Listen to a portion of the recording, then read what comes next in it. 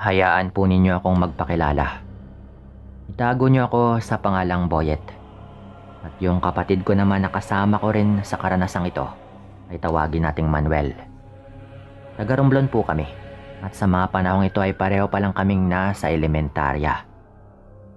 Dahil hindi pumipirmi yung aming mga magulang sa aming bahay, madalas na dalawa lamang kami ni Manuel yung magkasama. Palibhasa, hapon na o gabi yung nanay at tatay nakakauwi. Minsan nga itulog na kaming magkapatid kapag nakauwi yung mga ito. Marunong naman kaming magluto. Dahil simula noong mga bata pa kami, tinuturuan naman kami ni nanay at tatay para sikasuhin yung aming mga sarili. Siyempre, yung mga hindi naman komplikadong luto. Nagtatrabaho kasi yung mga magulang namin sa kabilang baryo. Kaya't kailangan talaga naming tumayo sa aming sariling mga paa. Isang pagkakataon noon, inutusan ako ni tatay na manghingi ng langis na panghilot kay lolo. Ayon kasi dito, ay mainam daw yon na ihaplas sa kanyang likod. Dahil tiyak daw na mawawala yung pananakit ng kanyang katawan. Ginawa ko naman yung kanyang mga iniutos. At noon din mismo ay pumunta nga ako sa bahay ni lolo. Pagkarating ko doon, agaran kong sinabi kay lolo na humihingi yung tatay ko ng langis. Napatango naman si lolo noon at pumasok na sa kanyang kwarto para kumuha ng langis na hinihingi ni tatay. Nang maibigay na nga niya iyon sa akin, ay nagmadali akong makauwi. Hindi ko na nga nagawang tignan noon yung langis na nasa bote. Pero pagkarating ko sa aming bahay ay hindi ko na nga naabutan pa yung tatay ko. Dahil nakaalis na rin sila ni nanay. Minabuti ko na lamang na ilagay yung naturang langis sa may tapat ng bintana kung saan madali kong makita. Naging okay naman yung buong araw namin noon na magkapatid. Ginawa namin yung mga bagay na dapat naming gawin. Hanggang tuluyan na nga ring dumating yung hapon. Noong masiguro namin ni Manuel na wala na kaming gagawin ay doon lang kami naglaro. Lumabas nga kami ng bahay at saka tumungo sa iba pa naming mga kababata at sumali sa kanilang paglalaro. Naglaro kami noon hanggang sa unti-unti na ring dumilim yung paligid. At isa-isa na ring nag-uwian yung aming mga kalaro. Kalaunan, dalawa na lang kaming magkapatid yung naroroon. Kaya't naisipan na rin naming umuwi para kahit papano ay makapagpahinga rin kami. Hindi naman kami paggagalitan ng aming mga magulang noon dahil nagawa na rin namin yung mga gawaing bahay at sanay naman po kami na ganun nga yung nangyayari.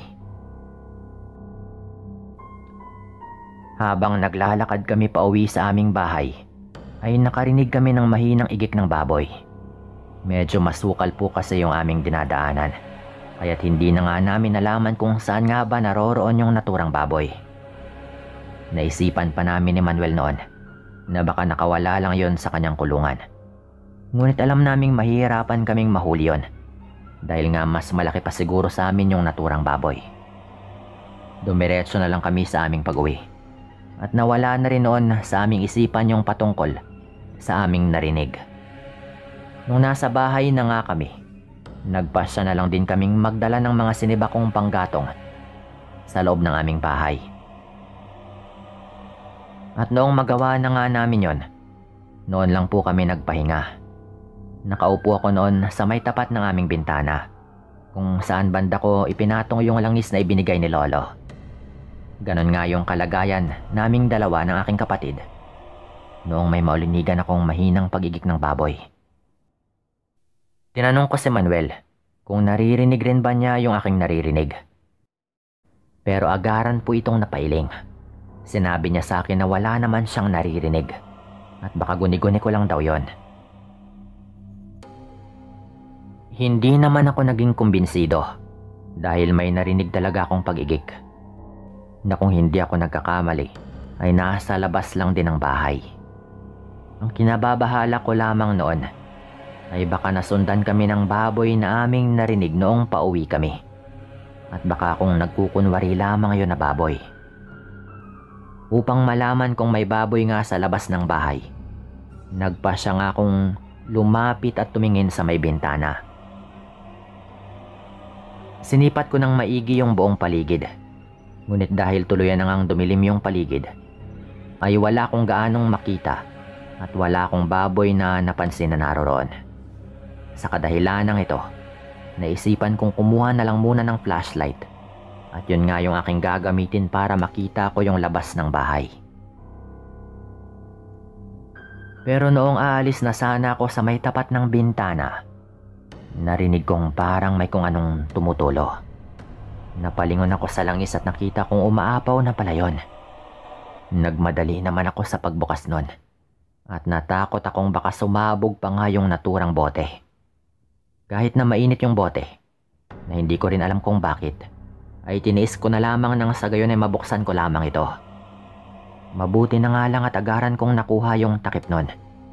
At lalo na ngang kumulo yun at umapaw. Habang ganun nga yung sitwasyon, patuloy kong naririnig yung pag-igik ng baboy. At ng mga sandaling yon, ay medyo mas naging mahina na rin yon. At parang nasa tapat lang talaga ng aming dingding. Nagmadali namang tumayo yung aking kapatid. At pagkatapos ay lumapit sa akin. Sinabi niyang narinig rin daw niya yung pag-igik ng baboy, na kanina nga hindi niya naririnig.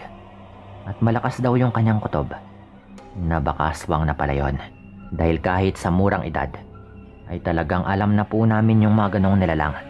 Dahil madalas po yung pagkwentuhan sa aming lugar. Napatanong naman agad ako kung paano nga niya nasabi. Kaya't sinabi nga nito sa akin, na nalaman niya sa kanyang mga kaibigan, na kapag kumukulo raw yung langis na may kung anong orasyon, ay panigurado raw na merong aswang sa paligid. Napailing naman ako noon at sinabi kay Manuel na baka nagkakamali lang ito. Dahil ang hiningi kong langis kina lolo ay para panghilot ni tatay sa kanyang katawan. Pareho na lang kaming natahimik noon nang sa hindi namin inaasahan ay may narinig kaming malakas na kalabog sa aming pinto. Mabuti na nga lang at nakakandado rin po yon. Kaya't hindi rin yon agad na mabubuksan. Lalo na't meron namang susi yung aming mga magulang. Magtatanong pa sana si Manuel kung sino nga ba yung naroroon sa labas, pero agaran ko siyang pinigilan. Dahil baka kung hindi naman si nanay at tatay yon. Ginawa naman niya yung aking sinabi at minabuti niyang magmatsyag na lang din sa paligid. Makaraan yung ilang minuto, nakarinig kami ng boses ng aming mga magulang. At nawala rin yung mga pagkalabog sa pintuan. Pero parang may kung anong nag-uutos sa akin noon na wag na munang gumalaw. Napalingon pa ako noon sa bote ng langis at nakita kong patuloy yung umaapaw. Dahil doon, sinabi ko kay Manuel na wag na naming pagbuksan yon hanggat hindi kami sigurado kung sila nga ba yung aming mga magulang.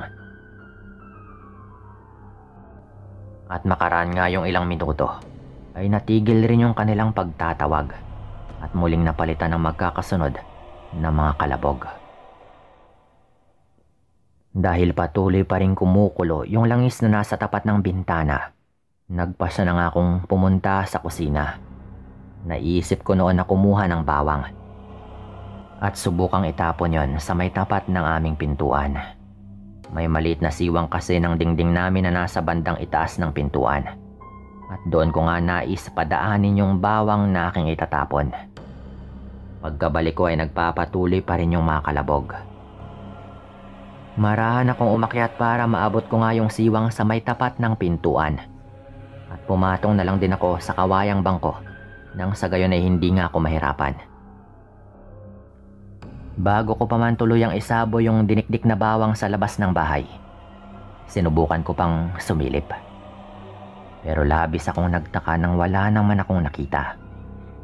Napakunot na lamang ako ng aking noo, gayong biglaan ding nawala yung pagkalabog sa pinto.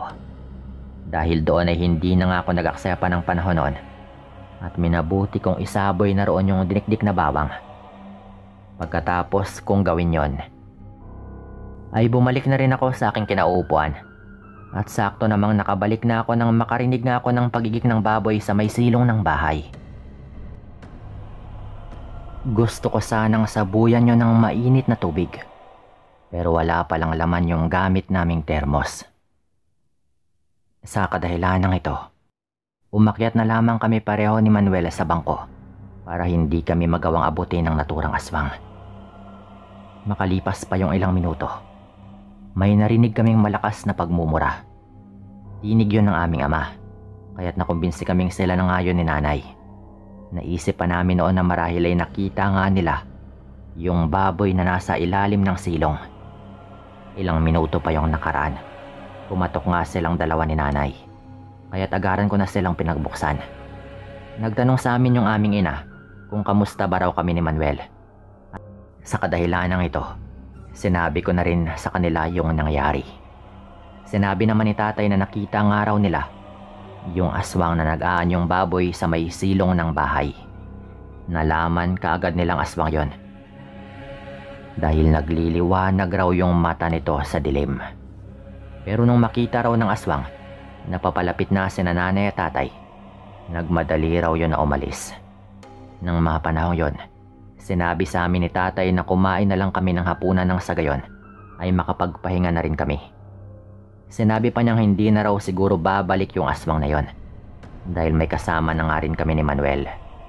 Kumain na nga kami noon at habang kumakain ay naalala ni tatay yung patungkol sa langis na kanyang inutos sa akin. Hindi naman ako noon naglihim sa kanya at sinabi ko ngang kumukulo at umaapaw yon noong may aswang na umaaligid sa labas ng bahay. Napailing na lang din noon yung tatay ko at sinabi na baka nagkamali si lolo ng binigay. At yung langis na kumukulo kapag merong aswang yung kanyang naibigay. Dahil dito ay sinabi na lang din niya na siya na lamang yung manghihingi kay lolo. Nasa kalagitnaan na nga kami noon ng aming pagkain noong makarinig kami ng mahinang paghuni na parang tiktik.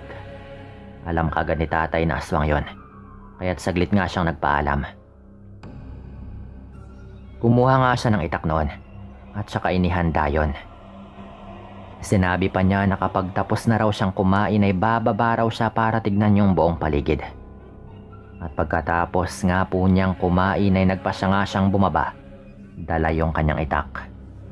Naisip kong samahan yung tatay ko noon, pero pinigilan ako ng aking ina at baka raw kung ano pa yung mangyari.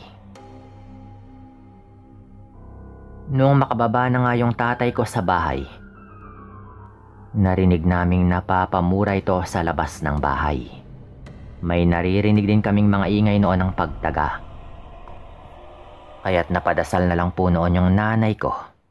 At makaraan pa yung ilang sandali, ay narinig na rin namin na parang may kung anong kinakalaban yung aming ama.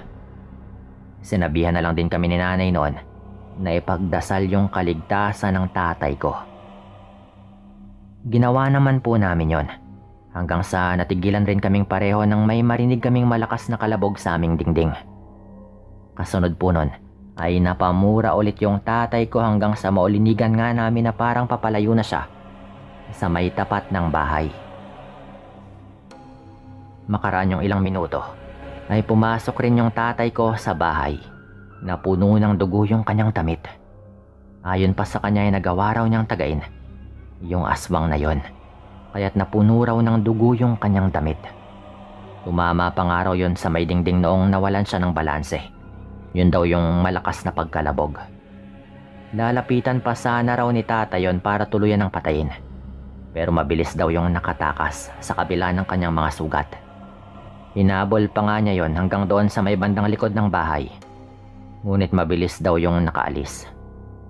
Sinabi pa ng aming ama na kung kilala lang daw niya yung aswang na yon, ay pupuntahan niya ito kinabukasan sa kanyang bahay nang sa gayon ay tuluyan raw itong mamatay. Dahil nga sa nangyari sa amin ni Manuel noon, hindi na kami nagpapaabot ng gabi kapag nakikipaglaro sa iba naming kababaryo. Natakot rin kaming baka sundan ulit kami ng aswang at kung ano pa nga yung kanyang gawin. Yung nangyari naman po ng gabing yon ay medyo kumalat rin po noon sa aming baryo. Dahilan kung bakit naging alerto rin po yung ibang mga tao sa baryo. Pero hindi na rin po nagparamdam pa sa amin ulit yon. Marahil ay alam na rin niya na delikado na nga siya kapag doon pa siya maghasik ulit ng lagim sa aming baryo. Lalo at naalerto na rin yung ibang mga kalalakihan at nagbabantay na tuwing gabi. Ito po yung naranasan namin ng kapatid ko. At dito ko na rin po ito tatapusin. Maraming salamat po sa lahat ng mga matyagang nakinig dito at paalam.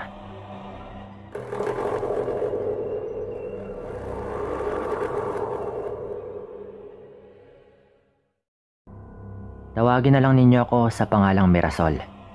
Taga rito sa Pampanga. At nais ko lang din sanang ibahagi sa inyo yung nangyari noon sa aking pinsan. Naitago na lang natin sa pangalang Dina. Halos ilang dekada na rin po yung nakaraan. Dahil ng mga panahong nangyari ito, ay mga dalaga pa lang po kami. 1 taon lang yung agwat namin ng pinsan kong ito. Kaya't bata pa lang ay malapit na yung loob namin sa isa't isa. Dahil bukod sa iisang bubong lang kami kasama ng lola namin, madalas rin naming nagiging takbuhan yung isa't isa tuwing may kinakaharap kaming problema. Pero noong matapos kami ng aming elementarya, ay nagpasya nga yung mga magulang ni Dina na umalis sa aming probinsya upang makipagsapalaran sa Maynila. Dahil doon ay wala na ring nagawa yung aking pinsan, kung hindi yung sumama sa kanyang mga magulang. Kahit pa na ayaw niyang umalis noon sa bahay ng lola. Naging maayos naman yung kanilang buhay sa Maynila dahil nagkaroon ng trabaho yung kanyang mga magulang. Yun nga lang, minsanan lang sila kung makapagbakasyon sa aming probinsya. Gayong abala nga yung mga magulang ng aking pinsan sa kanilang pagtatrabaho.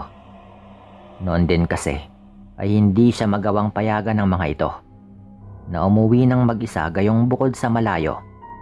Inaalala rin ng kanyang mga magulang yung kapakanan niya sa biyahe lalo na at mag-isa lang ito. Nahihilo po kasi ito palagi kapag nagbabiyahe. Subalit sa paglipas ng mga taon, nang magdalaga na nga itong si Dina, sinubukan niyang magpaalam sa kanyang mga magulang na magbabakasyon sa aming probinsya. Mabuti na nga lang at pumayag yung mga magulang nito. Kaya't ganoon na lang din yung aking tuwa nang malamang magbabakasyon nga yung pinsan ko. Nang araw nga na darating na ito sa baryo, ako pa yung sumundo sa kanya sa bayan.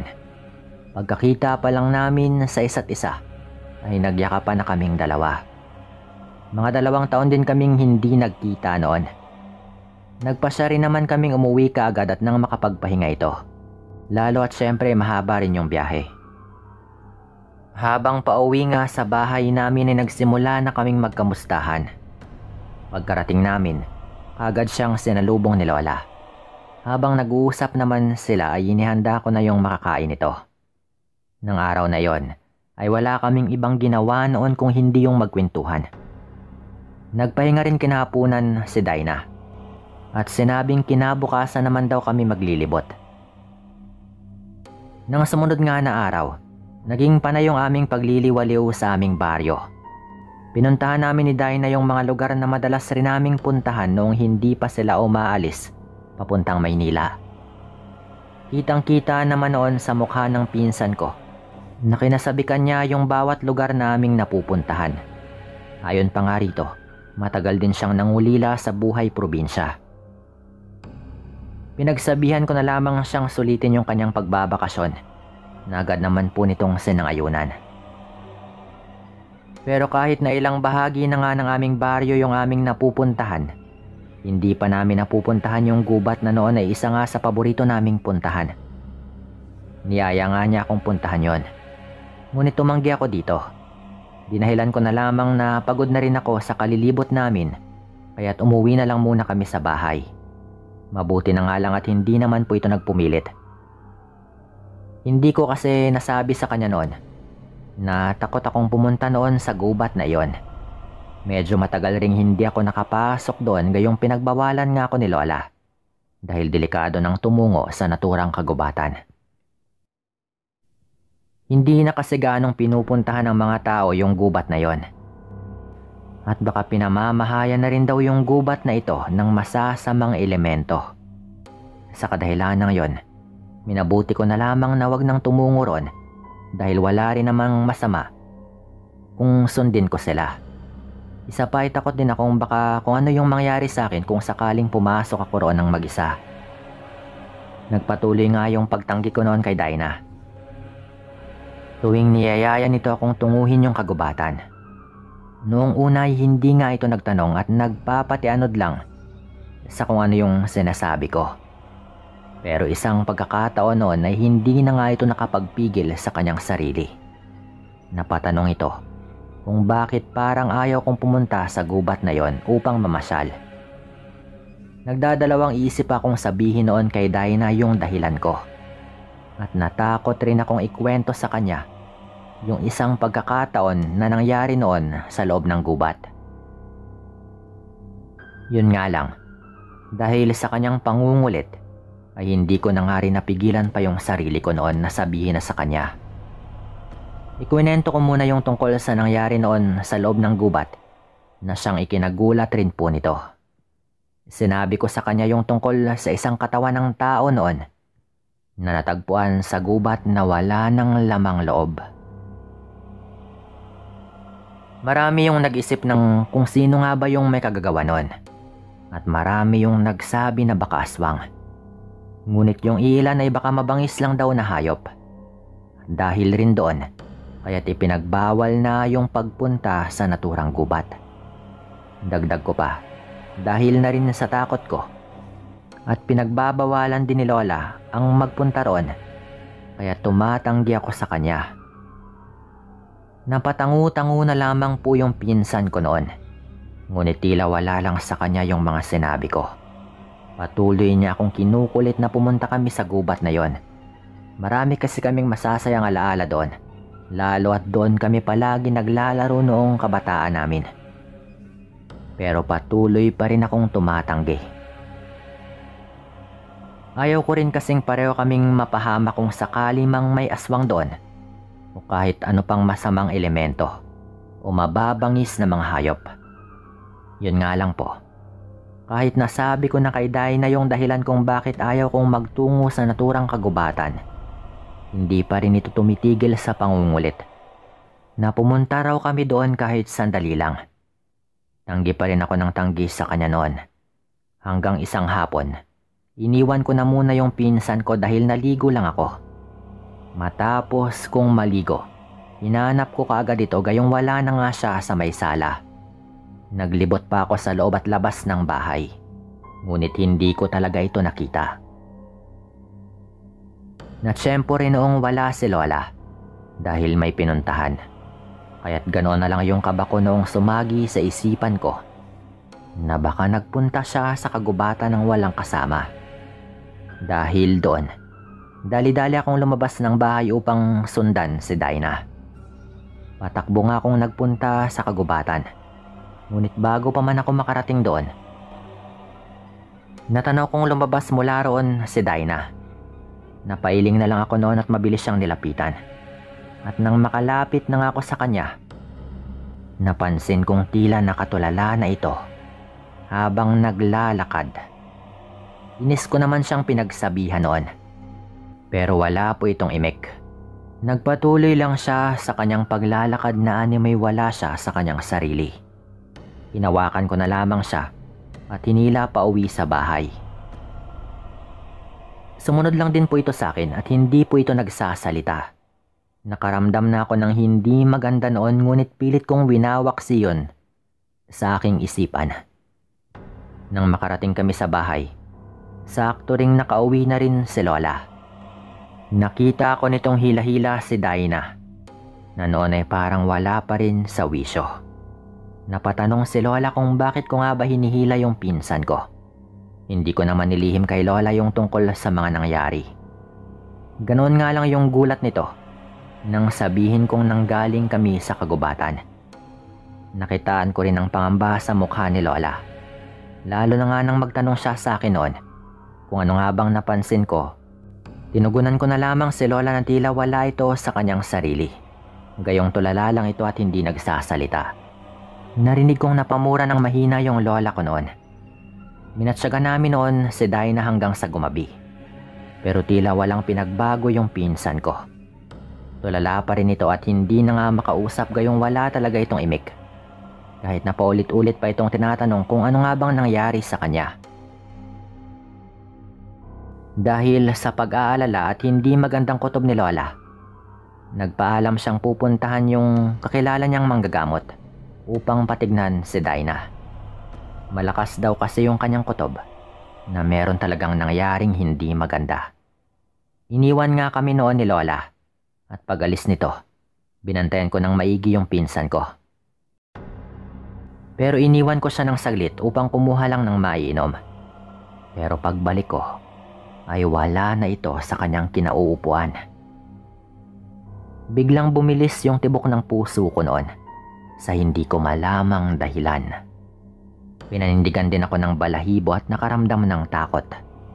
Hinanap ko yung pinsan ko sa loob ng bahay. Ngunit wala ito. Kaya't lumabas na nga ako upang tignan yon. Hindi naman ako nabigo nang makita ko itong nakatayo sa hindi kalayuan. Nakatalikod ito kaya't mabilis ko itong nilapitan nang hindi man lang ito lumingon sa akin. Kahit ilang ulit ko na nga po itong tinawag. Nang ilang hakbang na lang yung layo ko sa kanya, nagulat ako nang bigla kong sinunggaban ito. Dahil hindi ko inaasahan yung kanyang ginawa, ay natumbang ako noon at napatihaya sa lupa. Dahil din doon, nakapaibabaw siya sa akin at halos maihi ako sa aking salawal nang makitang hindi na po yun yung pinsan ko. Isang maitim at mabalahibong nilalang na yung nakadagan sa akin ng mga sandaling yon. Dilaw yung kulay ng mga bilugan nitong mga mata.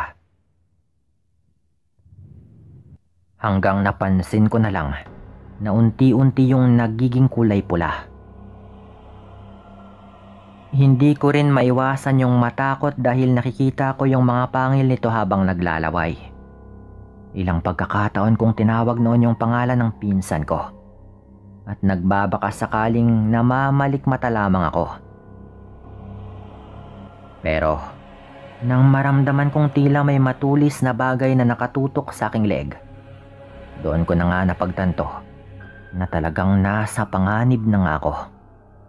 Narinig ko pang mahinang napahagikik yung nilalang. Dahil malamang nakikita nitong ako ay takot na. Walang ano-ano. Mas idiniin pa nga po niya ang kanyang kuko sa aking leeg. Kaya't ramdam kong tila nasugatan na ako noon. Ininda ko po yun at nagsimulang sumigaw habang humihingi ng tulong. Mas dumi naman yung kanyang kuko sa aking leeg. Kaya't napapaungol na rin ako dahil sa sakit na dulot noon. Sinubukan ko pang magpumiglas, ngunit masyado po itong malakas. Kaya't hindi ko na nga nagawang makaalis sa kanyang pagkakadagan. Ganon nga yung sitwasyon nang biglang sumigaw si Lola habang tumatakbo patungo sa kinaroroonan namin ng nilalang. May kasama rin ito na sawari ko ay yung kaibigan niyang albularyo. Nang makita naman ng nilalang si na Lola, mabilis po itong tumayo at bahagyang lumayo sa akin. Sa takot ko na baka gawan pa nito ako ng masama, kahit mahabdi yung aking leeg dahil medyo nasugatan yon, mabilis nga akong bumangon at sinalubong sila Lola. Nanatili naman yung nilalang sa kanyang kinatatayuan habang napapaangil. Nang makita nito yung dalang buntot ng pagi ng albularyong kasama ni Lola, galit po itong napaangil. Iwinasiwas naman ng manggagamot yung buntot ng pagi na hawak nito. Nilapitan nito yung nilalang at inihanda rin yung kanyang sarili. Sinubukan niyang gawing latigo yung kanyang hawak na buntot ng pagi. Ngunit nakakaiwas po yung nilalang noon. Mabilis yung galaw nito, kahit hindi na rin naman nasundan pa ni Lola. Tanging yung manggagamot lang nakakilala ni Lola ang nakakasunod sa galaw ng naturang aswang. Narinig na lamang namin yung mahihinang pagagikik ng nilalang at maging yung pagsigaw ng manggagamot habang tinatanong kung nasaan na nga ba yung pinsan ko. Habang nakikipaglaban yung albularyo sa aswang, kumuha naman si Lola ng asin at saka walang pagdadalawang isip na sinabo yon sa bahagi kung saan nga naglalaban yung dalawa. May napahiyaw noon kaya't batid ni Lola na natamaan nga yung aswang ng asin na isinaboy niya. At marahil dahil doon, ay nawala nga sa focus yung aswang na yon. Kaya't nagawa itong tamaan ng manggagamot. Natumba po ito sa lupa kaya't mabilis itong nilatigo ng albularyo ng ilang pagkakataon. Tinanong pa ito kung saan nga yung aking pinsan hanggang may tinuro nga ito. Sa hindi kalayuan, nakita naming tumatakbo si Dinah habang sumisigaw. Sinalubong namin siya ni Lola habang naiwan naman yung aswang at yung manggagamot. Nang masiguro naming ligtas naman ito, minabuti na lang din ni Lola na pakawala na yung aswang. Pero hindi po namin inasahan noon na hindi ito pinakawalan ng ganon-ganon lang ng albularyo. Pinulupot pa nga po nito yung buntot ng pagi sa leg ng aswang na yon. Tsaka niya ito sinugatan. Medyo marami pong sugat na ginawa yung albularyo noon. Pero pinakawalan pa rin po niya ito at binantaan na kapag bumalik at nagkita pa silang dalawa, ay hindi na nga niya ito bubuhayin pa. Dahil lang din kay Lola sa pagmamakaawa nito, kaya't pinagbigyan siya ng albularyo. Mabilis pong umalis noon yung aswang na yon, kaya't hindi na nga namin nalaman kung saan na ito nagtungo. Laking pasalamat na lang namin na nakauwi kaming ligtas noon. Ang sabi naman ng pinsan ko, nagulat na lang daw siya at biglang natauhan na nasa gitna na siya ng kagubatan. Hindi nga rin niya alam kung ano nga bang nangyari. Basta tumakbo lang din daw siya pabalik. Sa lalong madaling panahon, marahil ay may ginawang kung ano sa kanya yung aswang na yon. At nawala lang yung bisa nun. Noong nasaktan na nga yung aswang dulot ng asin at ng latigong gawa sa buntot ng pagi. Mula po noon ay hindi na rin namin nakita pang muli yung aswang na yon. Mabuti na lang at merong nakatulong sa amin at hindi rin po nito nagawang kunin si Dinah. Dahil kung nagkataon, baka hindi na rin namin nakita pang muli yung pinsan kong ito. Dito ko na rin tatapusin yung kwentong ito. At maraming salamat sa lahat ng mga nakinig.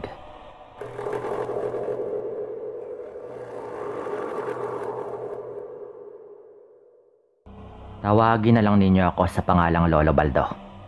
Matanda na rin kasi ako. Dahil eksaktong 60 taong gulang na ako nitong Oktubre lang. Yung aking karanasan nga lang na ito ay nangyari pa noong ako ay mga 18 taong gulang pa lamang sa pagkakatanda ko. At ito ay nangyari sa Antique.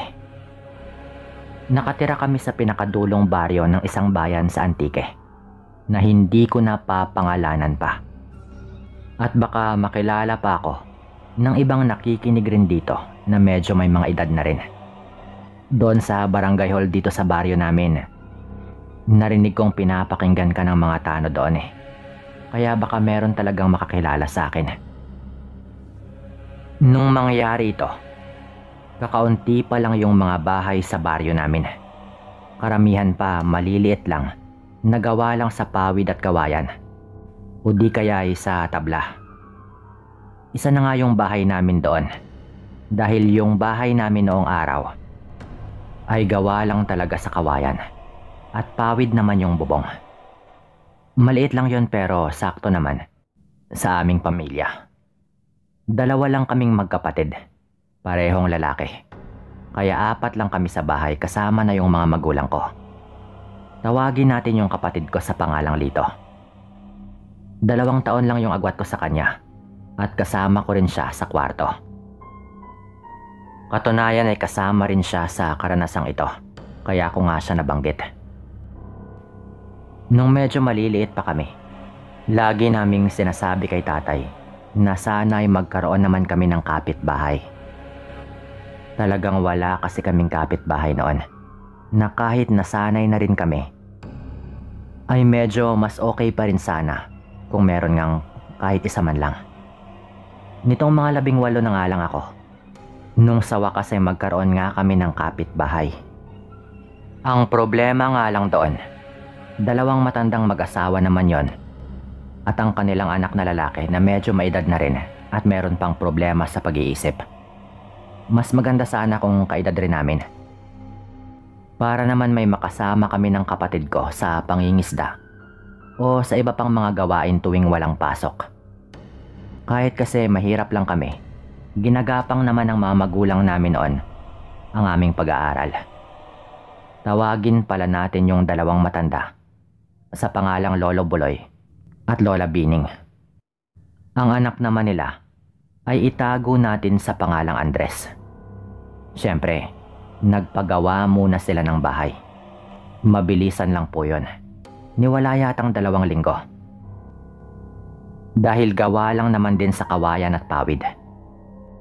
Pagkatapos magawa yung bahay, diretso na rin sila sa pagtira doon dahil ayaw na raw nilang gumastos pa sa renta doon sa kanilang tinutuluyan sa bayan. Tumulong pa nga ako sa pagdiskarga ng kanilang mga gamit sa kanilang inarkilahang jeep. Biglang nagtanong sa akin si Lolo Buloy noon.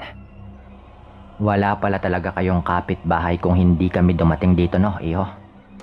Sabi noon ni Lolo Buloy. Opo. Dulo na po kasi ito ng baryo. Kaya wala talagang may gustong tumira sa parteng ito. Kayo po yung unang kapitbahay namin talaga. Wika ko naman sa kanya. Nagpasalamat pa si Lolo Buloy noon at pilit niya akong inaabutan ng pera sa tulong na ginawa ko. Pero syempre, hindi ko tinanggap yon. Ako naman yung nagkusang tumulong kaya wala talagang kapalit yon. Tinitignan ko noon si Andres at pangiti-ngiti lang ito at nagsasalita ng mag-isa. Nung tapos na nga kami sa mga gamit nila, tumulong din naman ito sa paghahakot. Doon pa lang, alam ko na agad na merong kondisyon ito sa utak. Pero kahit ganon, mukha naman siyang mabait. May kalakihan yung katawan ni Andres at may katangkaran din ito. Pero kung tignan ko siya, hindi talaga ito yung tipo na mananakit ng kahit sino. Sa unang buwan nila, okay naman. Wala namang problema. At minsan ay nakikipag-usap din kami sa kanila. Nagtatrabaho yung tatay ko sa isang slaughterhouse. Ang may-ari noong araw ay supplier din ng karne sa mga karinderya sa bayan at pati rin sa Iloilo. Nakatabing probinsya lang nga rin namin. Habang itong dalawang matanda naman ay meron naman daw mga pensyon kung saan nga sila kumukuha ng kanilang mga pangangailangan. Isang araw, umuwi yung tatay ko na maraming dalang karne. Binigay daw ng kanilang amo.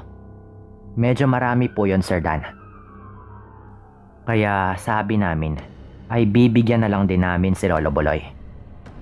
Marami naman kasi talaga at madalas naman kaming nagkakarni noon kaya nananawa na rin kaming magpamilya. Hinati nga namin yon at binigay yung iba kila Lolo Buloy. Parang mas marami pa nga yung sa kanila Ako pa nga yung inutusan ng tatay namin noon at tuwang-tuwa sila noon nung ibinigay ko sa kanila yung karne. Yung kanilang anak lang yata na si Andres yung hindi natuwa. Na parang naiinis ito sa kanyang mga magulang base nga sa kanyang mga tingin sa kanila. Pagkatapos kong ibigay yung karne ay umalis na rin ako. Bandang hapon na po ito Pagka-uwi ko, ang sabi ng tatay ko, malamang natuwa daw talaga ang mga bago naming kapitbahay. Lalo at marami yung binigay niya na baka abot pang araw sa sunod na araw. Na meron pa nga silang mauulam. Lalo at 3 lang din naman sila. Pagkatapos po nun ay medyo umulan pa nga sandali. Kaya nung medyo madilim na at nagluluto na yung nanay ko, sumilip yung tatay ko kung meron na bang umuusok sa kapitbahay na baka nagluluto na rin sila pero wala. Ang sabi ng tatay ko, naisip ko lang bigla, baka wala palang kahoy panggatong ang kapitbahay natin. Bagong lipat lang din pero bigyan muna natin para makapagluto sila. Sabi pa nga ng tatay ko noon. Lumabas nga ito para tanungin talaga mismo. Pero agad din naman siyang bumalik. Ang sabi nito, nakapagluto na raw sila. Nakapagtataka dahil wala naman silang lutuan pa sa loob. Kaya sa may labas talaga dapat sila magluluto. At wala rin tayong napansing umuusok. Paano kaya nagluto yung mga yon? Sabi pa ng tatay ko na talagang nagtataka. Baka naman hindi lang natin napansin. Wika ko na lang noon. At pinabayaan na nga namin yon. Kinaumagahan, mga bandang 6:00 yata ng umaga, kumakatok si Andres sa bahay namin. Gising na kami ng tatay ko noon kaya pinagbuksan nga namin agad. Nagtatanong ito kung meron daw ba kaming ulam. Tawa pa ito ng tawa nung nagtanong siya dahil meron nga itong problema sa kanyang pag-iisip. Marami-rami yung karneng ibinigay namin kahapon na. Naubos na ba ninyo yon? Tanong pa nga ng tatay ko. Biglang naging seryoso yung tono at sagot ni Andres noon. Inubos ng mga magulang ko. Hindi naman nila yon niluto eh. Kinain lang nila ng hilaw. Sabi pa nga ni Andres noon. Nagtinginan agad kami ng tatay ko. At may mga tanong pa sana kami. Kaso nga lang, bigla nang dumating si Lolo Buloy. Nako, narinig ko yon anak ah. Baka sabihin itong kapitbahay natin na hilaw na karne yung kinakain namin. Katunayan yan, naiwan namin sa may papag yung karne na nasa supot.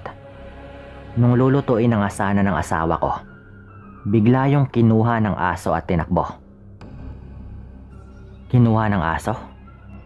Sarili niyo po bang alaga na hindi lang namin napansin? Wala naman kasing napapadpad na aso dito eh. Sabi pa nga ng tatay ko. At medyo napaisip rin si Lolo Buloy bago siya nakapagsalita ng malinaw. Oo, kinuha talaga ng aso. Kulay itim pa nga eh. Sagot nga nito sabay nagpaalam ng aalis. O siya, sige. Uuwi na kami. Pagpasensyahan nyo na itong anak namin ah. Alam nyo naman siguro ang kondisyon nito. Sabi pa nga ni Lolo Buloy. Pagkaalis nila, nagtinginan lang kami ng tatay ko. Hindi siya nagsasabi ng totoo. May tinatago yung matandang yon. Halata sa kanyang mga kilos. Yung sinabi ng kanyang anak, baka yun talaga yung totoo. Isa pa, wala namang napapadpad na aso dito eh. At may kabigatan naman din yung supot dahil marami yung karne.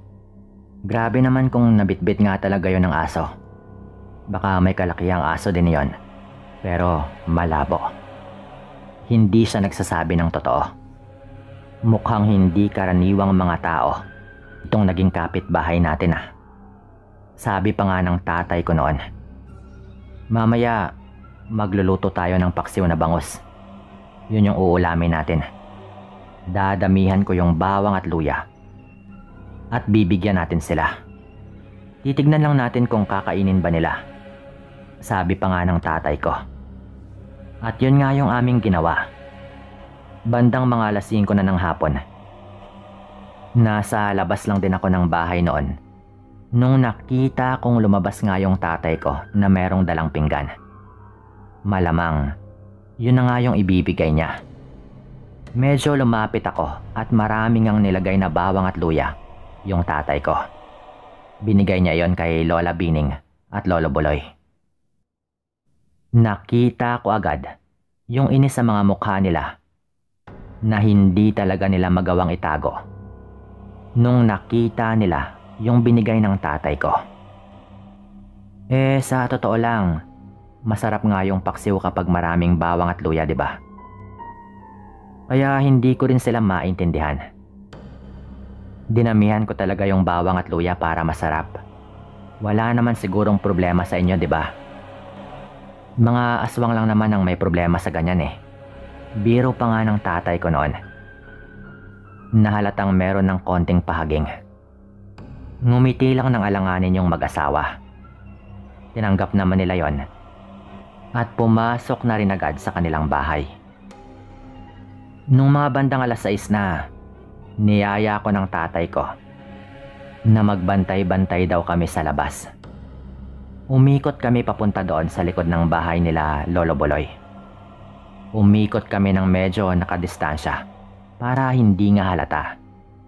Madilim na rin noon eh, At halos sabay lang sa pagdating namin sa likod ng kanilang bahay, meron ngang lumabas doon. Kaya napatago nga kami agad. Walang iba kundi si Lolo Buloy. At meron siyang dalang pinggan na alam naming yun na nga yung ulam na ibinigay ng tatay ko. Kitang-kita naming tinapon niya yon. Sumunod naman din palabas si Andres. Habang kami ay nakayuko lang sa hindi kalayuan at nagtatago sa isang puno. Bakit mo yun tinapon, Tay? Dahil ayaw nyo sa bawang at luya? Mga aswang kasi kayo. Sabi noon ni Andres na parang wala lang sa kanyang mga sinasabi. Pero halatang may alam din talaga ito. Ikaw kanina ka pa. Huwag mong sabihin yan kahit kanino, anak. Alam kong wala namang maniniwala halos sa'yo dahil sa kondisyon mo. Pero yung kapitbahay natin kanina, mukhang nagduda. Baka mabunyag pa yung lihim natin di ba nga kakalipat lang din natin. Halatang nagdududa yung kapitbahay natin Binigyan pa nga tayo ng ulam na maraming bawang at luya. Sabi pa nga ni Lolo Buloy na halatang nagalit ito sa ibinigay na ulam ng tatay ko. At naghihinala na rin siya na nagdududa nga kami sa kanila. Anong gagawin mo sa kanila, Tay? Bibiktimahin mo yung isa sa kanila? Gaya nung ginawa mo sa kapitbahay natin doon sa dati nating tinitirhan.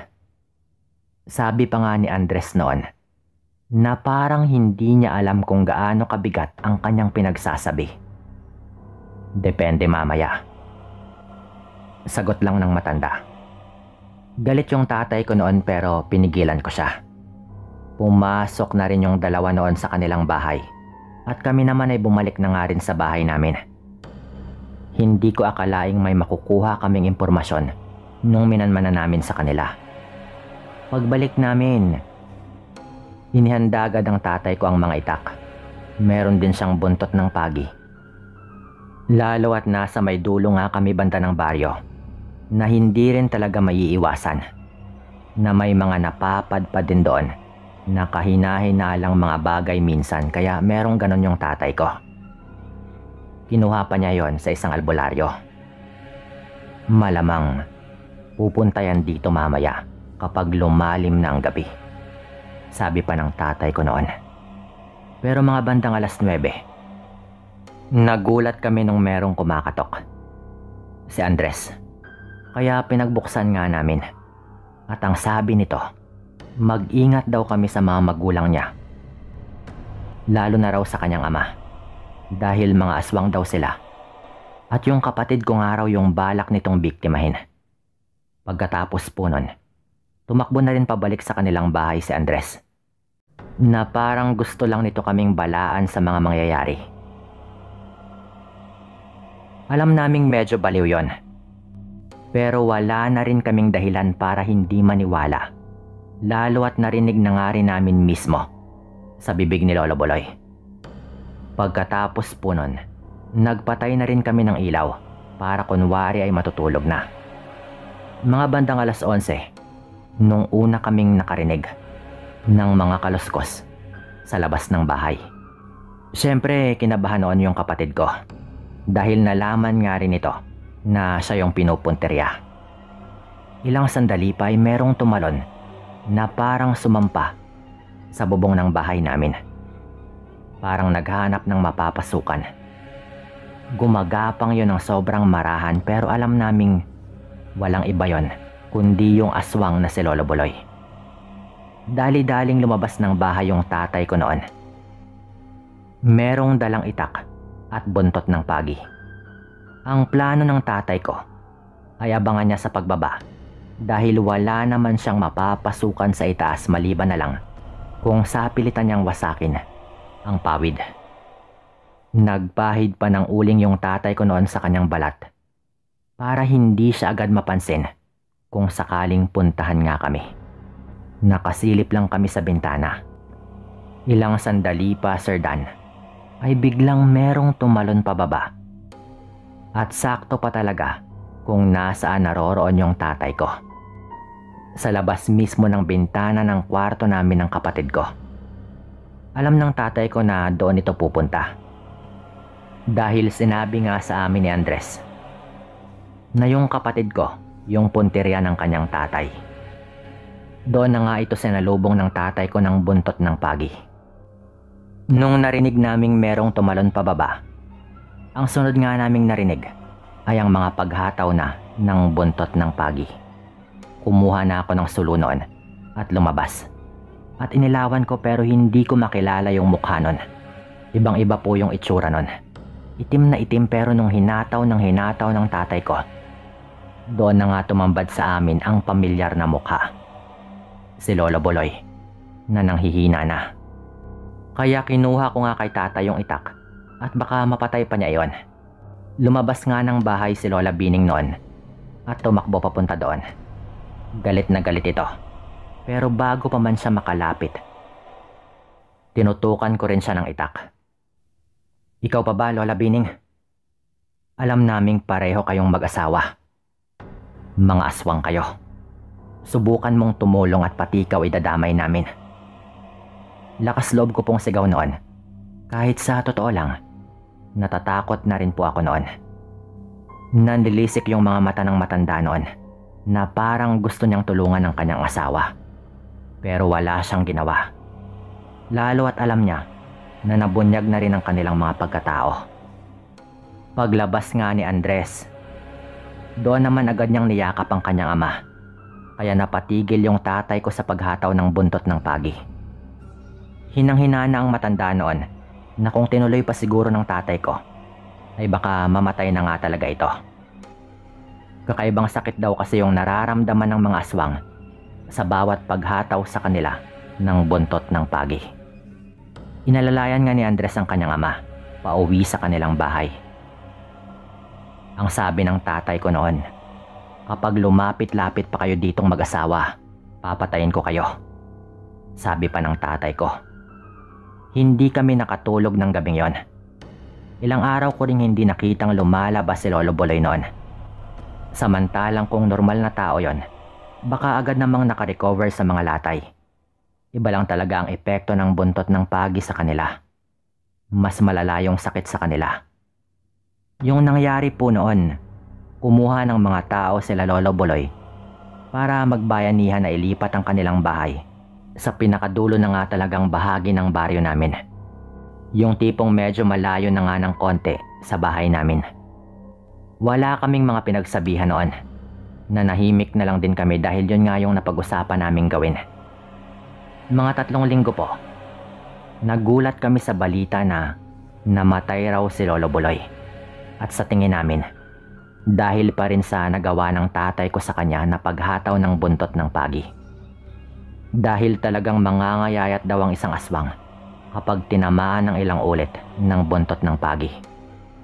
Lalo na nga yung gamit ng tatay ko na meron ding basbas ng isang albularyo.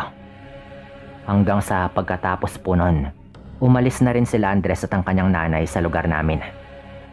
Huling pagkakataon na nakausap pa namin si Andres ay sa lamay ng kanyang ama at bago daw namatay si Lolo Buloy, pinapasabi daw nito na patawarin sana namin siya sa muntik na niyang magawa sa pamilya namin. Siguro, dito ko na rin tatapusin ang kwentong ito. Maraming salamat po Sir Dan at sa inyong lahat.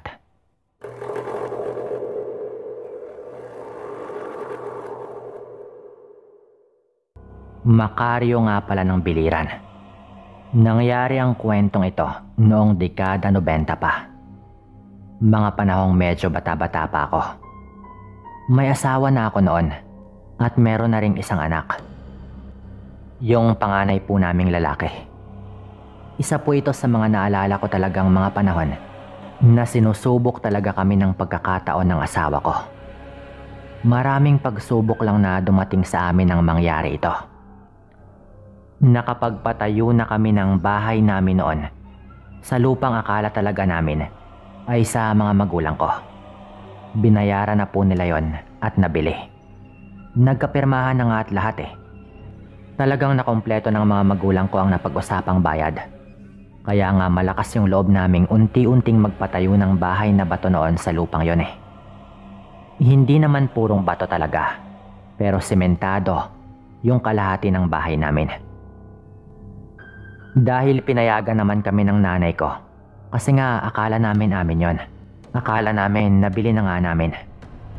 Ang problema lang pala doon, naloko po pala kami. Dumating yung isang pamilya noon at sinabi po nila na nabili daw nila yung lupa, kaya papaalisin daw kami doon sa lupang yon. At wasakin na lang daw namin yung naipatayo naming bahay. Nagkagulo muna noon dahil nga sa nangyari. Hanggang sa magkalabasan na nga po kami ng mga papeles. At peke lang pala yung hawak namin. Yung taong nagbenta sa amin ay pinsan lang pala ng totoong may-ari ng lupa. At talagang niloko lang nga nito yung mga magulang ko. Alanganin pa rin kasi yung edad ko noon nung nagsimula yung bilhin nila nanay. Kaya wala rin akong kalamalam sa kung ano nga ba yung totoong nangyari. Nabigla na lang kaming lahat noon at naiyak. Lalo at yung taong nakatransaksyon po nila nanay ay wala na roon sa lugar namin. Wala na kaming balita kung saan yun nagpunta. At wala rin talaga kaming magagawa dahil binenta na nga ng tunay na may-ari yung lupa sa ibang tao. Hindi naman daw kasi niya alam na may nagpatayo na ng bahay doon dahil nasa Maynila pa nga siya. Umuwi lang din daw siya para magkabayaran na nga sila ng kanyang nakausap na bibili ng lupa. Hindi niya alam na pinakailaman pala ng kanyang pinsan yung kanyang lupa at gumamit pa nga ng mga peking dokumento. Wala naman kaming alam noon sa pasikot-sikot at wala din kaming pera, kaya wala kaming nagawa kundi ang umalis. Hindi na rin namin hinabol yung nanloko sa amin, lalo at wala rin kaming alam kung saan nga siya nagpunta. Ito yung dahilan kung bakit nagpatayo na lang kami ulit ng bahay. Gawa na lang sa kawayan at pawid. At talagang parang bahay kubo lang. Pinagtiyagaan na lang namin. Kahit kurtina lang muna yung tinakip namin sa bintana. Dahil naubusan na rin talaga kami ng budget. Walang-wala din kami noon eh. Saktong-sakto lang din talaga sa pangkonsumo namin yung kinikita ko. Hindi naman pwedeng tumigil yung mundo namin dahil sa panulokong ginawa sa pamilya ko doon sa lupa. Tuloy pa rin yung buhay hanggang sa lumipas nga yung mga araw at hindi pa rin namin napapagawa yung bintana at nagumpisa na nga yung kababalaghan. Panahon ng anis sa mga lupang sakahan noon sa lugar namin. Maliit na lupang sakahan lang yung sa tiyuhin ko, pero ako yung kinukontrata nito sa pag-aani ng mga palay. Mag-isa lang din ako doon, kaya inaabot din ako ng ilang araw sa pag-apas ng palay. Madaling araw pa lang umaalis na po ako. Dahil malayo-layo pa ang lalakarin ko para marating yung sakahan. Kapag nagantay pa kasi ako ng masasakyan, ay maabutan na talaga ako ng sikat ng araw. At mas matagal ko ngang matatapos yung trabaho. Mga 3:00 pa lang ng madaling araw, umaalis na po ako. Nung pangalawang araw ko na, sa pag-apas ng palay, mga ganong oras lang din po ako umalis. Mga 5 minuto na akong naglalakad noon. Nung mapansin ko na naiwan ko yung baon kong pagkain. Pinapabaunan kasi ako ng asawa ko noon na hinahanda na nga niya gabi pa lang. Kaya nagmadali akong balikan yon. Nung malapit na ako sa bahay namin, Sir Dan, mga ilang metro na lang, saktong-sakto talaga na narinig kong sumisigaw yung asawa ko. Halatang takot na takot. Kaya nagmadali akong pumasok agad sa bahay namin. Pagpasok ko nga ng kwarto, laking gulat ko sa aking nasaksihan. Dahil yung asawa ko, meron ng hawak na patalim habang buhat-buhat ang anak namin. At meron namang nilalang na nakapatong doon sa may bintana na parang gusto nang atakihin ang aking mag-ina. Nung makita ko yon, wala na pong pag-aalinlangan. Yung daladala kong karit na panggapas nga sa palay, agad ko pong kinuha at talagang papatayin ko yung aswang sa bintana. Nung tumakbo na ako palapit sa kanya, mabilis po yung tumalon, pero inabot ko ng bahagya ang kanyang isang paa. Nagawa ko pong sugatan yon, Sir Dan. Nanginginig ako sa takot at galit noon eh. Yung anyo kasi noon, talagang nakakatakot. Buti na lang at gising yung asawa ko dahil ginising ko nga siya bago nga ako umalis. Ang sabi ng asawa ko, kakaalis ko lang rin daw nung nakaamoy daw siya ng napakabaho. Tapos parang may naglalakad daw sa labas mismo ng bintana. Kaya yung patalim ko na nakasabit sa may dingding ng bahay, kinuha daw yun niya agad. Dahil abot naman nga niya iyon kahit nakahiga. At nung tumayo na raw siya para tignan, kamay daw agad na maitim yung nakita niya sa may bintana na parang aakyat na talaga mula sa labas. Hinahangin-hangin kasi yung kortina kaya nakita niya agad. At meron kaming pailaw sa kwarto na Petromax pa nga yung ginagamit namin noon, kaya naaninag rin talaga niya. Nung makita daw niya yon, binuhat niya agad ang aming anak. At laking gulat nga niya na pagkatapos niyang gawin yon, may biglang umakyat sa bintana ng kwarto. At tuluyang hinawi yung kurtina. Tumambad agad sa asawa ko yung nakakatakot na anyo ng aswang kaya napasigaw siya. Sigaw na siya ko namang narinig nung nasa tapat na mismo ako ng bahay namin dahil binalikan ko nga yung pagkain. Yung bintana kasi ng kwarto nakaharap sa may likod ng bahay kaya hindi ko nakita mula sa harap. Doon na raw niya agad tinutukan ng patalim yung nilalang. Kaya halata daw talaga na nag-alinlangan din ito na agad na umatake.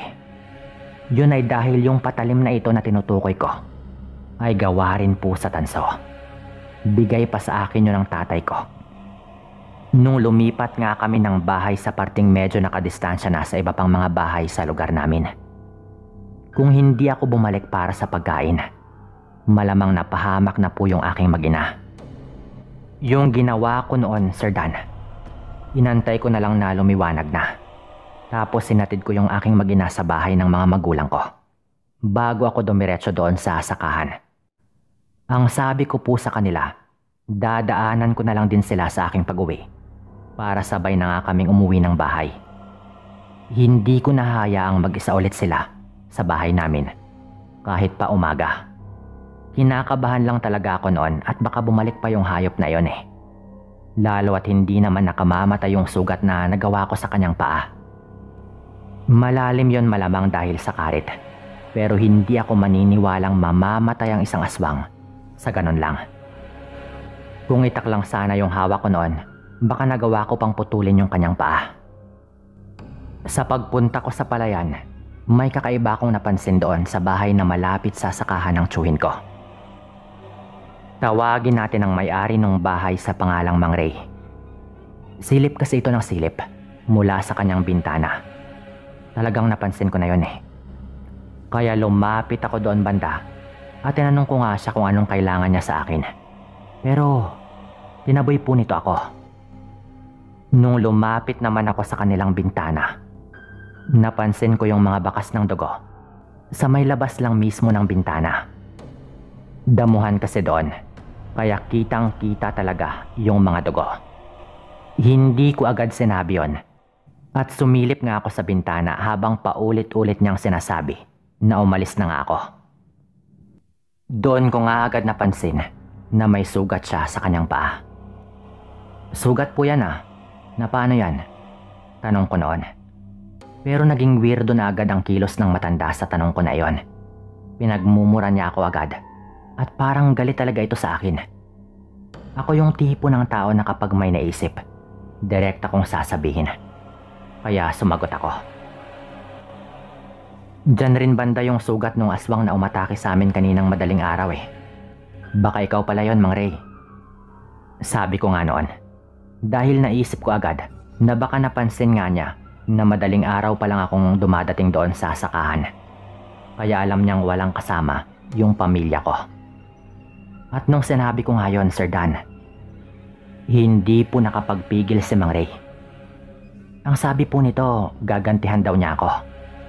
Yun talaga yung narinig ko, na parang inamin na rin ito sa akin na siya nga yung tinutukoy ko. Nung marinig ko po yun, nag-init agad yung aking tenga. Talagang parang makakapatay na ako bigla ng aswang dahil sa aking narinig. Pinaghahamon ko siya noon at sinabihan kong tapusin na nga namin talaga. Doon na mismo sa kanyang bahay. Sigaw na ako ng sigaw noon at ganon din si Mang Ray, pero hindi siya lumalabas ng kanyang bahay. At yung nakapagtataka pa, hindi man lang niya tinatanggi ang sinasabi ko. Sa kaguluhang yon, at tinatadyak-tadyakan ko na yung kanyang bahay dahil sa galit. Nagtakbuhan na roon yung ibang mga tao sa kanilang narinig. Kasama na nga po doon yung tsuhin ko mismo. Inawat nila ako noon at ganon din si Mang Ray. Itong si Mang Ray na ito, wala na itong pamilya. Iniwan daw siya ng kanyang asawa at ng kanyang anak. Pagkatapos nga kaming awatin, doon na nga nagsalita ang iba pang mga taong malapit doon. Si Mang Ray daw talaga matagal nang pinaghihinalaan. Yun din daw ang dahilan, kaya iniwan siya ng kanyang pamilya. Kaya hindi na raw sila magtataka kung siya nga rin yung umatake sa amin. Lalo at nitong mga nakaraan daw, nakikita daw nila na parang hindi daw mapakali itong si Mang Ray at madalas rin daw umalis ng gabi. Isa pa, panahon din ng labong o tambo noon na talagang nangangati daw na makapangbiktima ang mga aswang. Yung nangyari po noon nung medyo kumalma na, pinuntahan po namin ulit si Mang Ray. Sinabihan namin siya na kung siya nga talaga yung nang-atake sa amin, ay wag na niyang balakin pang ulitin yon sa kahit kanino para hindi kami magkagulo-gulo. Binantaan talaga ng ibang mga kalalakihan din si Mang Ray na palalayasin namin ito sa lugar kung hindi pa siya tumigil. Dahil marami na rin talagang nakakapansin sa kanyang mga kinikilos. Tahimik lang po ito noon at hindi man lang sumasagot. Kaya umalis na lang din kami. Pero lumipas po yung mga araw. At mukhang natakot naman talaga si Mang Ray na gumawa na naman ulit ng kung anumang kababalaghan. Talagang kumalat na rin kasi ang kanyang pagkatao sa baryo namin. Pero ang hindi namin alam ay kung baka may ginagawa din siyang pangangaswang sa ibang baryo. Inayos ko na nga talaga yung bintana namin noon at naging mas maingat na rin po kami. Hanggang dito na lang din po ito at maraming salamat po.